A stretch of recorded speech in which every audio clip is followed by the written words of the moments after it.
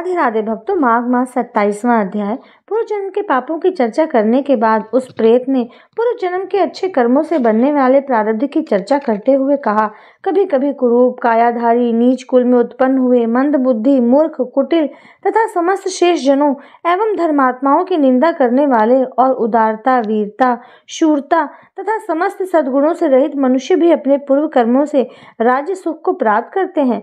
वास्तव में उनकी इस आश्चर्यजनक सुखद उपलब्धि का एकमात्र कारण उनका प्रारब्ध ही होता है, जो उनके पूर्व जन्मों के सत्कर्मों से निर्मित होता है।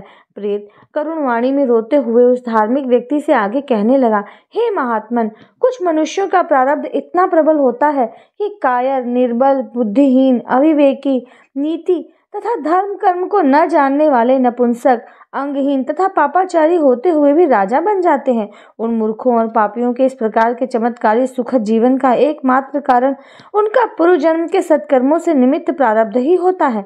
यही कारण है कि अपने वर्तमान जीवन में कुछ मनुष्य धर्म विरुद्ध जीवन जीते हुए भी समस्त सुखों एवं ऐश्वर्य भोगों को प्राप्त करते हैं, परंतु ऐसे तभी होता है जबकि उनके पूर्वतः जन्म के कृत्य पूर्ण धार्मिक रहे हो।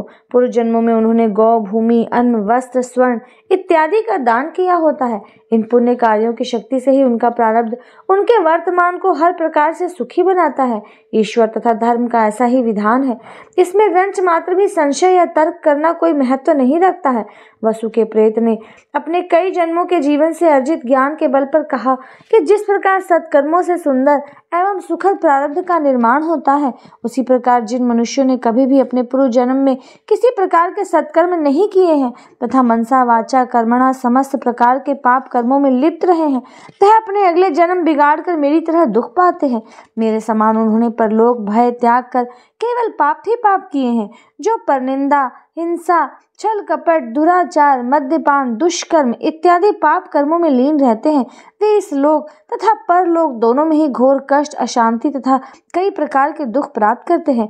हे ब्राह्मण, मेरे इस कथन का प्रत्यक्ष प्रमाण तुम्हारे सम्मुख में स्वयं हूँ।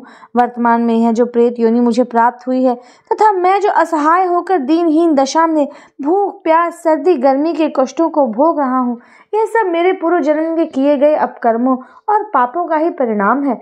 वसु के प्रेत ने निकट आकर जल पिलाने की प्रार्थना करते हुए उस व्यक्ति से कहा, मेरा अहोभाग्य कि मुझे तुम्हारे दर्शन प्राप्त हुए हैं। तुम विष्णु भक्त हो, माता पिता तथा गुरुजनों की सेवा करने वाले हो, धर्मात्मा एवं सदाचारी हो, सदैव ही देवाधिदेव विष्णु की भक्ति में लीन रहते हो।